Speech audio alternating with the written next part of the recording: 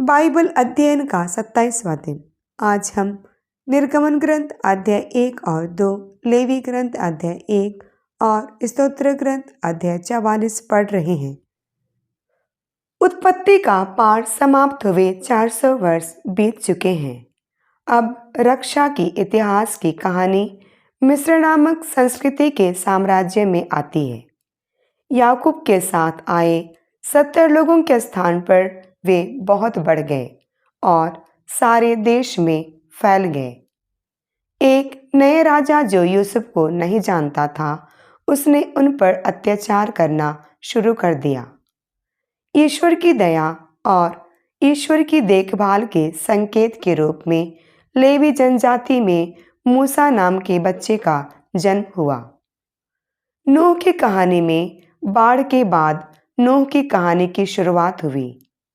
इस तरह हमें मूसा को पानी से निकालने के माध्यम से एक नई शुरुआत का संकेत मिलता है।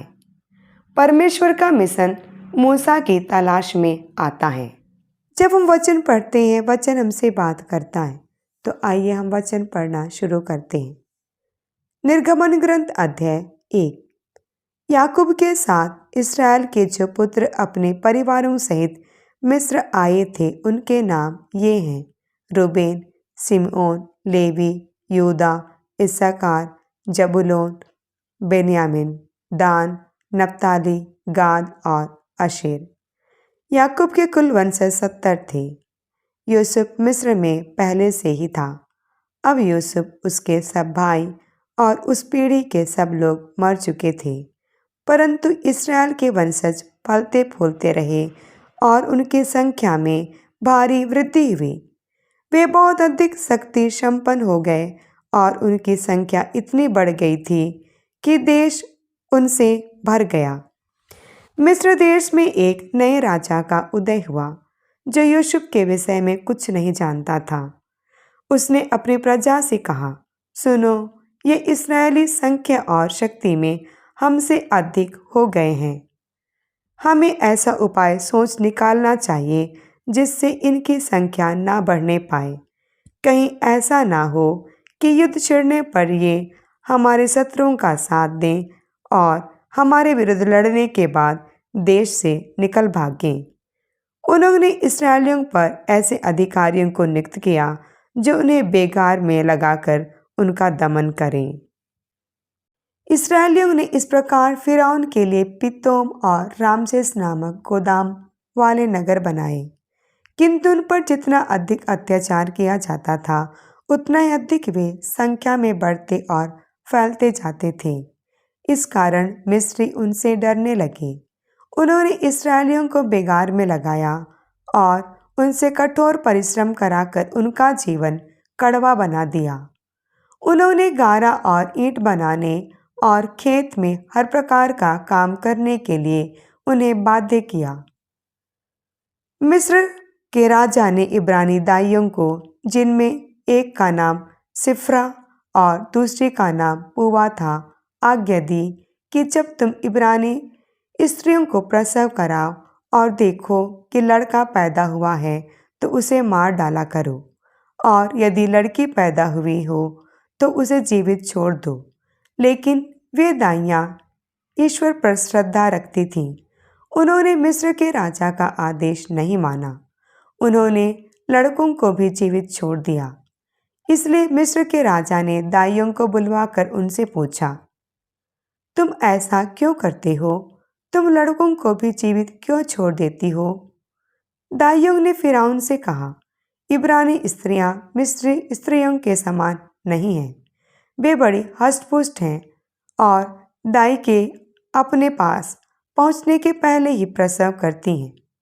इसलिए ईश्वर ने दाइयों का भला किया। वे लोग बढ़ते और शक्ति संपन्न होते गए। दाइयाँ ईश्वर पर श्रद्धा रखती थीं, इसलिए उसने उन्हें भी संतति प्रदान की। इसके बाद फिरौन ने अपनी समस्त प्रजा को यह आदेश दिया कि वह प्रत्येक नवजात इब्रानी लड़कों को नील नदी में फेंक दे, किंतु सब लड़कियों को जीवित रहने दे। निर्गमन ग्रंथ अध्याय 2। लेवी वंश के एक व्यक्ति ने एक लेवी वंशी कन्या से विवाह किया। उसकी पत्नी गर्भवती हुई और उसको एक पुत्र उत्पन्न हुआ। माता ने यह देखकर कि बच्चा सुंदर है, उसे 3 महीनों तक छिपाए रखा। जब वह उसे और अधिक समय तक छिपाकर नहीं रख सकी, तो उसने बेंत की एक टोकरी ले ली और उस पर चिकनी मिट्टी और डामर का लेप लगाया। उसने उसमें बालक को रखकर उसे नील नदी के तट के सरकंडों के बीच छोड़ दिया। बालक की बहन कुछ दूरी पर यह देखने के लिए खड़ी रहा करती कि उस पर क्या बीतेगी। फिरौन की पुत्री नील नदी में स्नान करने आई। इस बीच उसकी सखियां नदी के किनारे घूमती रहीं। उसने सरकंडों के बीच उस टोकरी को देखा और अपनी दासी को उसे ले आने को भेजा। उसने उसे खोलकर देखा कि उसमें एक रोता हुआ बालक पड़ा है। उसे तरस आया और उसने कहा, यह इब्रानियों का कोई बालक होगा। बालक की बहन ने फिरौन की पुत्री के पास आकर पूछा, क्या मैं इब्रानी स्त्रियों में से किसी दाई को बुला लाऊं जो आपके लिए इस बालक को दूध पिलाया करे? फिरौन की पुत्री ने उत्तर दिया, हाँ, यही करो। लड़की बालक की माता को बुला लाई। फिरौन की पुत्री ने उससे कहा, इस बालक को ले जाकर मेरे लिए दूध पिलाओ, मैं तुमको वेतन दिया करूंगी। वह स्त्री बालक को ले गई और उसने उसे दूध पिलाया। जब बालक बड़ा हो गया तो वह फिरौन की पुत्री के पास ले गई। उसने उसे गोद लिया और यह कहते हुए उसका नाम मूसा रखा कि मैंने इसे पानी में से निकाला। जब मूसा सयाना हो गया तो वह किसी दिन अपने जाति भाइयों से मिलने निकला। उसने उन्हें बेगार करते देखा और यह भी देखा कि एक मिस्री अपने एक इब्रानी भाई को पीट रहा है। मूसा ने इधर उधर दृष्टि दौड़ाई और जब उसे पता चला कि वहाँ कोई दूसरा व्यक्ति नहीं है, तो उसने मिस्री को मारकर बालू में छिपा दिया। वह दूसरे दिन फिर निकला और उसने 2 इब्रानियों को लड़ते देखा। उसने अन्याय करने वाले से कहा, तुम अपने भाई को क्यों पीटते हो? उस व्यक्ति ने उत्तर दिया, किसने तुमको हमारा शासक और न्यायकर्ता नियुक्त किया है? क्या तुम मुझको भी मार डालना चाहते हो जैसा कि तुमने उस मिस्री को मारा? मूसा यह सोचकर डर गया कि यह बात फैल गई है। फिरौन को भी इसका पता चला और उसने मूसा को मार डालना चाहा। मूसा फिरौन के अधिकार क्षेत्र से भाग निकला और मिद्यान देश में बसने लगा और वहाँ एक कुएं के पास बैठकर विश्राम करने लगा। मिद्यानी याजक के 7 पुत्रियां थीं। वे पानी खींचने आईं और अपने पिता की भेड़ों को पानी पिलाने के लिए नांदों में पानी भरने लगीं।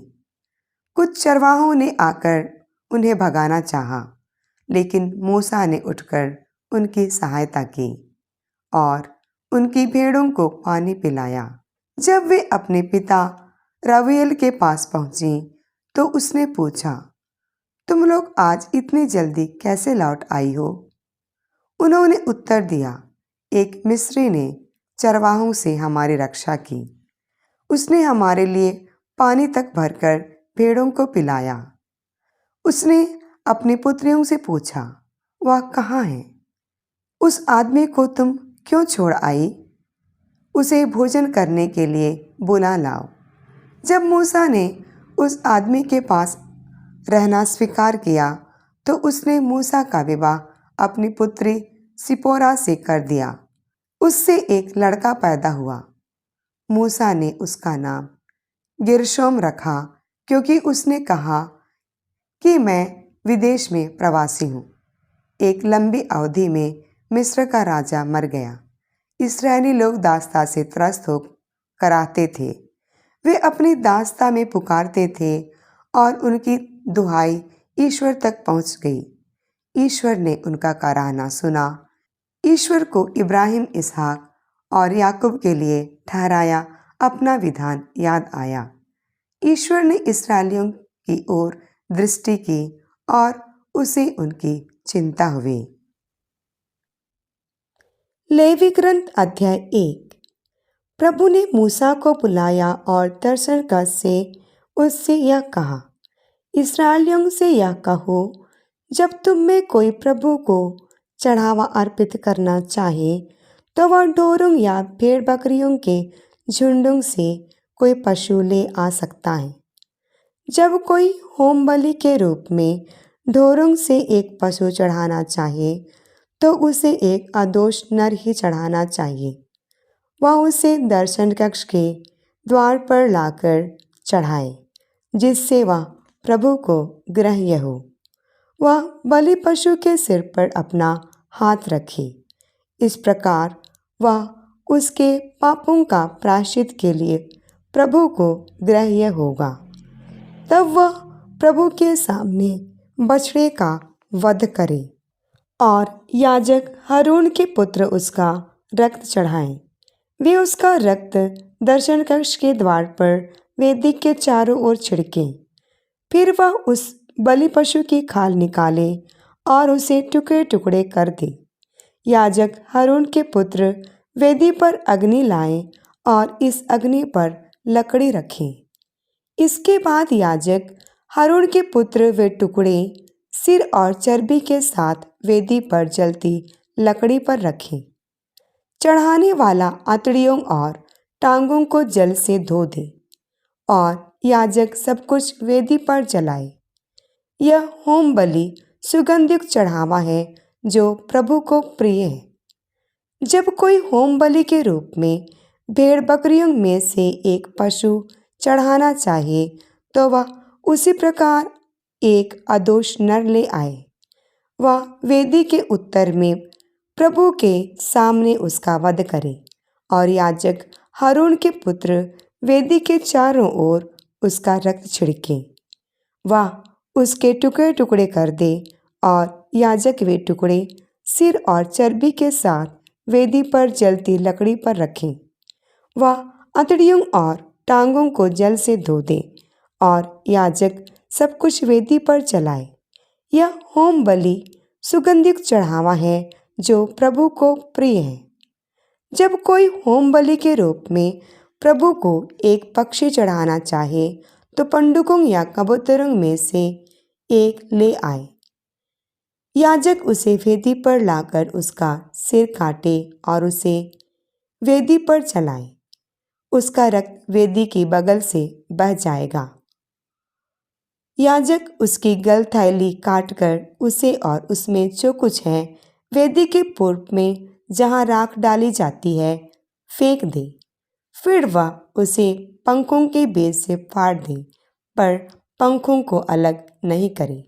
इसके बाद याजक उसे वेदी पर जलती लकड़ी में भस्म कर दे। यह होम बलि सुगंधित चढ़ावा है जो प्रभु को प्रिय है। स्तोत्र ग्रंथ अध्याय 44।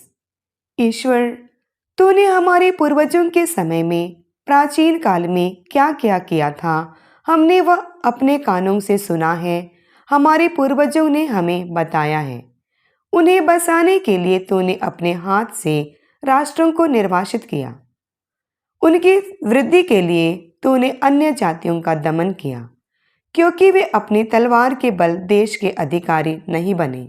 वे अपने बाहुबल से विजयी नहीं हुए, बल्कि वह तेरे दाहिने हाथ, तेरे बाहुबल और तेरी कृपा दृष्टि का परिणाम था, क्योंकि तू उनको प्यार करता था। ईश्वर मेरे राजा, तू ही याकूब को विजय दिलाता है। तेरी सहायता से हमने अपने शत्रुओं को भगाया। तेरे नाम के प्रताप से हमने अपने आक्रामकों को रौंदा है। मुझे अपने धनुष पर भरोसा नहीं था। मेरी तलवार मुझे विजय नहीं दिलाती थी। तूने ही हमें हमारे शत्रुओं पर विजय दिलाई। तूने हमारे बैरियों को नीचा दिखाया है। हम प्रतिदिन ईश्वर का स्तुति गान करते हैं। हम निरंतर तेरे नाम को धन्य कहेंगे। किंतु अब तूने हमें त्यागा और अपमानित होने दिया। अब तू हमारी सेनाओं का साथ नहीं देता। हम अपने शत्रुओं के सामने से हटते हैं और वे जब चाहें हम पर छापा मारते हैं। तूने हमें भेड़ बकरियों की तरह वध के लिए छोड़ दिया। तूने हमें राष्ट्रों के बीच बिखेर दिया है। तूने अपनी प्रजा को सस्ते दामों पर बेचा और उससे तुझे कोई लाभ नहीं हुआ। हमारे पड़ोसी हम पर ताना मारते हैं। आसपास रहने वाले हमारा उपहास करते हैं। गैर यहूदी राष्ट्रों में हमारी निंदा होती है। लोग सिर हिलाते हुए हम पर हंसते हैं। मेरा कलंक दिन भर में मेरे सामने है। अपमान और इस निंदा सुनते सुनते मैं प्रतिशोध की कामना करने वाले शत्रुओं के सामने लज्जा के मारे अपना मुख छिपाता हूँ। यह सब होते हुए भी हमने तुझे नहीं भुलाया। हमने तेरे विधान के साथ विश्वासघात नहीं किया था। हमारा हृदय नहीं मुकर गया था, तुझसे विमुख नहीं हुआ था। हमारे पैर तेरे मार्ग से नहीं भटके थे। जब तूने हमारा देश उजाड़ कर उसे गीदड़ों का अड्डा बनाया और मृत्यु की छाया से हमें ढक दिया। यदि हमने अपने ईश्वर का नाम भुलाया होता और पराये देवताओं के आगे हाथ फैलाए होते, तो क्या ईश्वर ने यह नहीं देखा होता? वह तो हृदयों का रहस्य जानता है। तेरे कारण दिन भर हमारा वध किया जाता है। वध होने वाली भेड़ों में हमारी गिनती हुई है। प्रभु जाग, तू सोता क्यों है? उठ, हमें सदा के लिए ना त्याग। तू हमसे अपना मुख क्यों छिपाता है और हमारी दयनीय दशा क्यों भुलाता है? क्योंकि हमारी आत्मा धूल में पड़ी हुई है, हमारा शरीर मिट्टी में रौंदा गया है। उठकर हमारी सहायता कर, अपनी सत्य प्रतिज्ञता के कारण हमारा उद्धार कर। प्रियजनों, नूह की कहानी में बाढ़ के बाद नूह के साथ एक नई शुरुआत हुई। इस तरह हमें मूसा के पानी से भागने के माध्यम से एक नई शुरुआत का संकेत मिलता है। 40 वर्ष के सुखमय दरबारी जीवन के बीच वह मिद्यान के पुजारी का दामाद बन गया। वो 40 वर्ष के लिए जंगल में डाल दिया गया। तो उस समय उन्हें अकेले रहना पड़ा, अपने लोगों से, अपने माता पिता से, अपने भाइयों और बहनों से अलग। वो परमेश्वर का मिशन मूसा की तलाश में आता है। जब लोगों की आहें और पुकारें ईश्वर के सामने आई, तो यह ईश्वर की प्रतिक्रिया थी जो उन्हें सुनता था। चुना हुआ एक मूसा लोगों की पुकार का उत्तर है। मूसा के जन्म की समय उन बच्चों की चीखें जिनका जन्म होते ही या तुरंत बाद मार डाल दिया गया था और जिन्हें नील नदी की भयावहता में फेंक दिया गया था। जैसा कि हम इन अध्यायों में पढ़ते हैं, गर्भ में मारे गए बच्चों के लिए प्रार्थना करने के लिए हमें एक आयोग दिया गया है। आइए इस एपिसोड में सभी शोक संतप्त और निसंतान लोगों के लिए आशीर्वाद और प्रार्थना करें। दयालु पिता धरती पर जन्म लेने वाले प्रत्येक बच्चा इस धरती को कितनी आशा देता है। अनंत संभावनाएं भीतर निवेशित और भरी हुई है। जैसे कि जन्म के समय किसी को समझ नहीं आता कि वो कल कौन बनेगा। ईश्वर हर बच्चे को धरती पर भेजता है। जब वो प्रत्येक बच्चा देता है तो बच्चों को गर्भ में रखता है ताकि वो बच्चों को अस्वीकार ना करे और बच्चों को ना कहे। हम प्रार्थना करते हैं कि माता पिताएं गर्भ में बच्चों को ना मारे, बल्कि उन्हें खुली आंखें और हाथ जोड़कर ईश्वर के महान उपहार के रूप में स्वीकार करना चाहिए, कर पाए। अपने निसंतान प्रिय बहनों और भाइयों का दर्द भी देखते हैं। पिता प्रभु यीशु के नाम पर हमारी प्रार्थना स्वीकार करें। आमीन। प्रियजनों, यदि आप इस मंच की सदस्यता लेते हैं जहां आप ये पाठ सुन रहे हैं, तो आप बिना किसी रुकावट के इस पाठ में फिर से भाग ले सकते हैं। जब तक हम वचन की इस आवाज के माध्यम से कल फिर से आप तक नहीं पहुंच जाते, हम आपके लिए प्रार्थना करते रहेंगे।